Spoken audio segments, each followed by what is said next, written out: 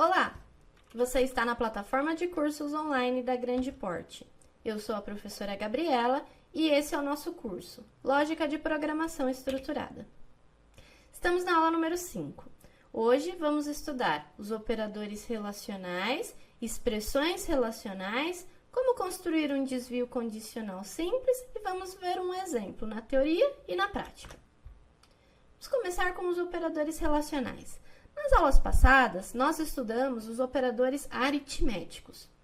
Os operadores aritméticos eram aqueles símbolos que nós usávamos para fazer continhas, né? O retorno dos operadores aritméticos eram sempre números, resultados da nossa conta. Então, nós usávamos soma, subtração, multiplicação, divisão, potência, entre outros. Nos operadores relacionais, o objetivo é fazer uma comparação entre dois valores e o retorno dessa comparação é sempre verdadeiro ou falso. Como operadores relacionais, nós temos o símbolo para representar igual, diferente, menor, menor ou igual, maior e, por último, o maior ou igual. O retorno dos nossos operadores relacionais é sempre verdadeiro ou falso.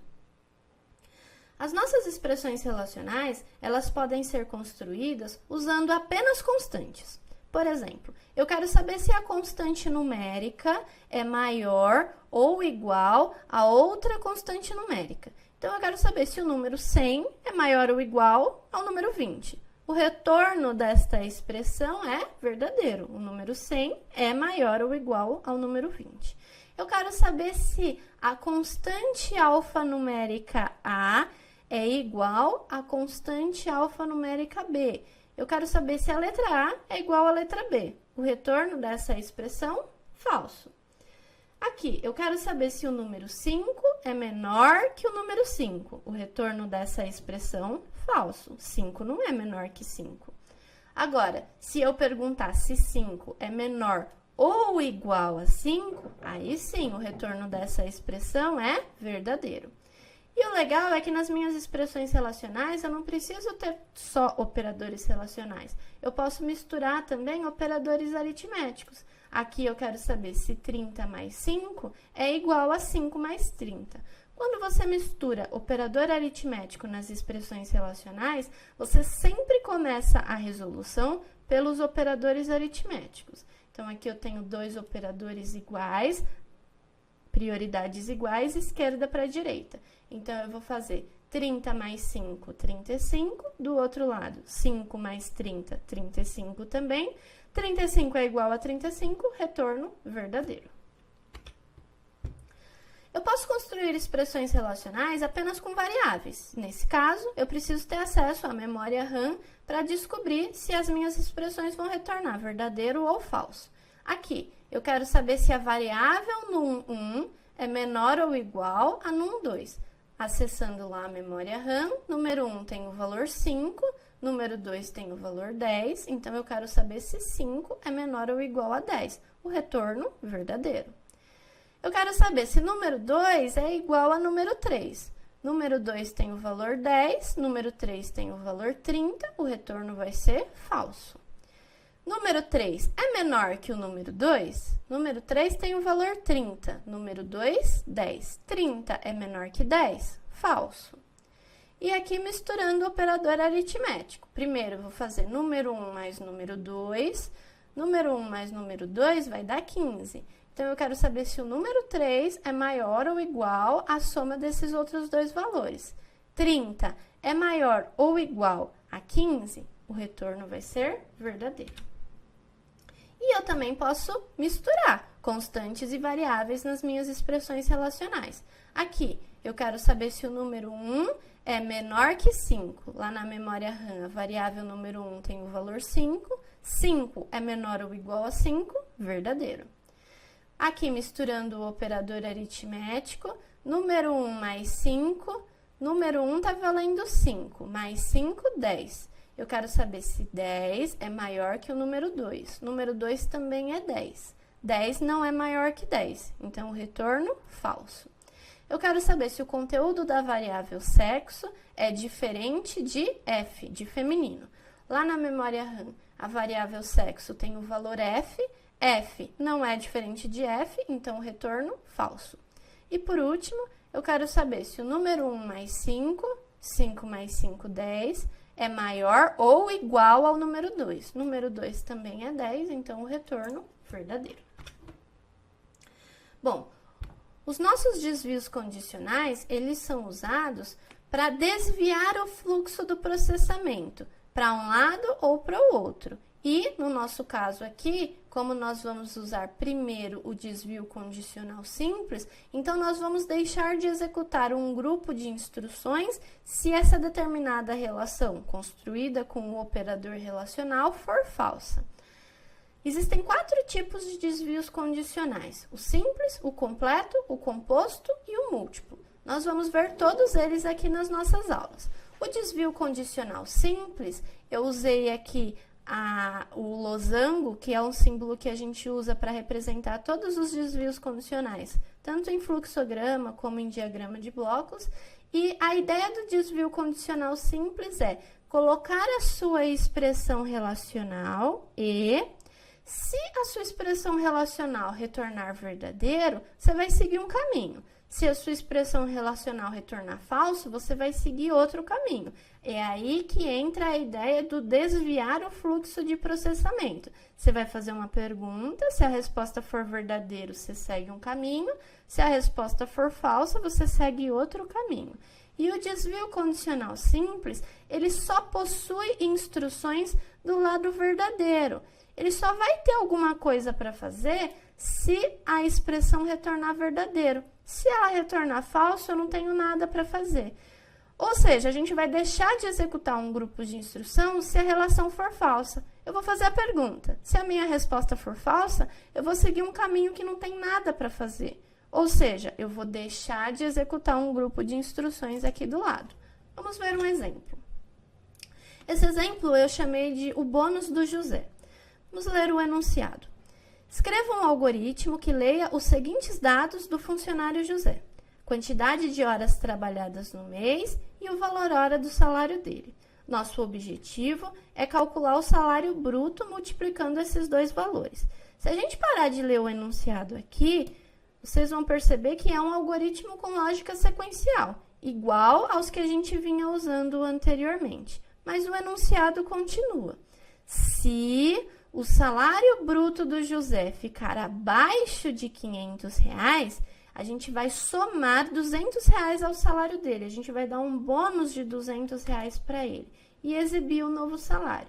Então, o nosso problema é um problema que exige uma estrutura de decisão. Eu preciso decidir se o José vai ganhar R$200 de bônus ou não. Não é sempre que ele vai ganhar. Ele só vai ganhar se o salário ficar abaixo de R$500. O desvio condicional que a gente vai usar para resolver o problema do José, ele envolve a expressão relacional, salário José menor que 500. Então, a gente vai ter que consultar a variável que guarda o salário dele e descobrir se ela é menor que 500. O desvio condicional, ele é escrito a partir da instrução C. Então, se o salário do José for menor que 500, então, vamos fazer alguma coisa. Nesse caso, dar R$200 de bônus para ele.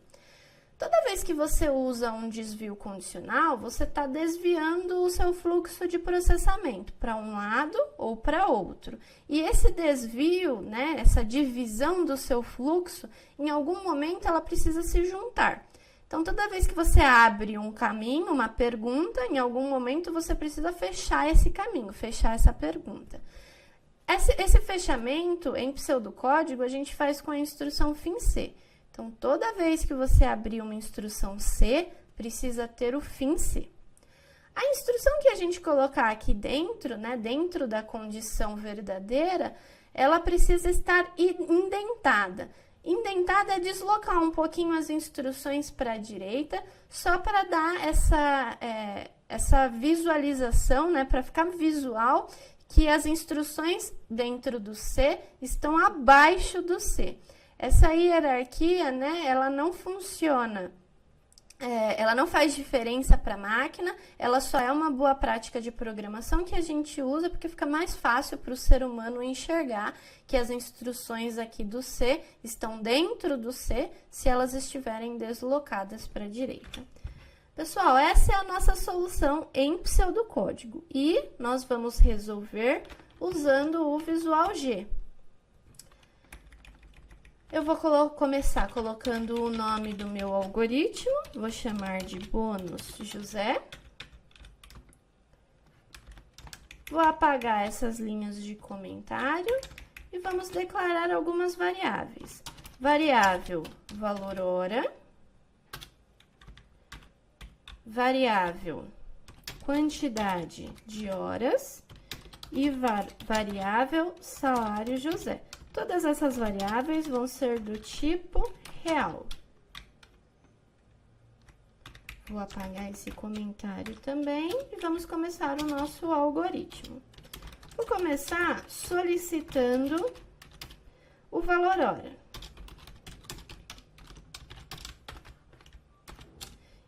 E vamos ler o valor hora. Vou solicitar também a quantidade de horas trabalhadas.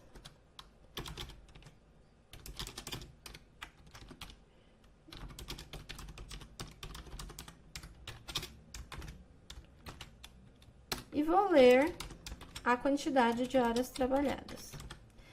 É importante tomar bastante cuidado para escrever todas as instruções corretamente e usar os nomes das variáveis igual ao que foi declarado aqui, para não dar erro de compilação ou execução. Agora que eu já tenho os dois valores em mãos, eu vou calcular o salário do José, multiplicando o valor hora pela quantidade de horas trabalhadas. Vou mostrar esse resultado. O salário do José, sem bônus, ainda não fizemos a parte do bônus, é de... E vou mostrar aqui o salário José. Agora que eu já tenho o cálculo feito sem bônus, vamos arrumar aqui, salário José.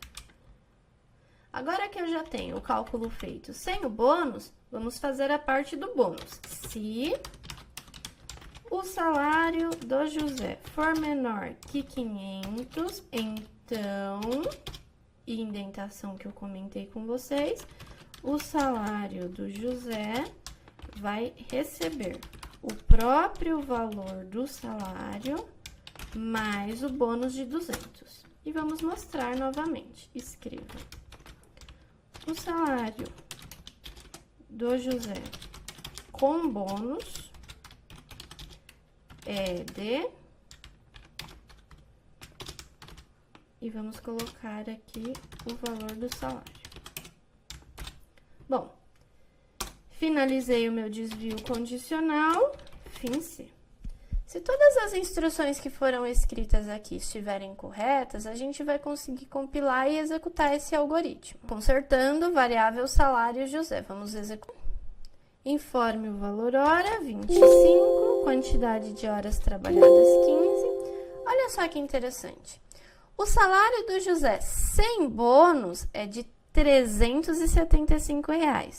E aqui a frase ficou emendada. O salário do José com bônus é de 575. Para não ficar assim tudo colado, nós podemos usar a instrução escreva L. Esse L é de linha. Eu estou dizendo que toda vez que eu escrever alguma coisa, eu preciso pular linha. Vamos executar de novo. Forme o valor hora, 25, quantidade de horas trabalhadas, 15.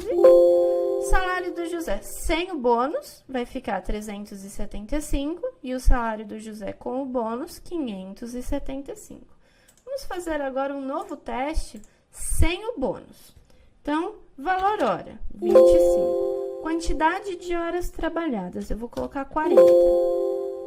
O salário do José sem o bônus é de R$ 1.000. e fim da execução do programa. Ou seja, o nosso algoritmo, ele está sendo capaz de decidir se o José vai ganhar o bônus ou não e atribuir esse valor corretamente. Então, já fizemos a solução. É isso aí, pessoal. Leia a apostila e faça os exercícios propostos para essa aula. Conte para os seus amigos sobre os nossos encontros. Até mais!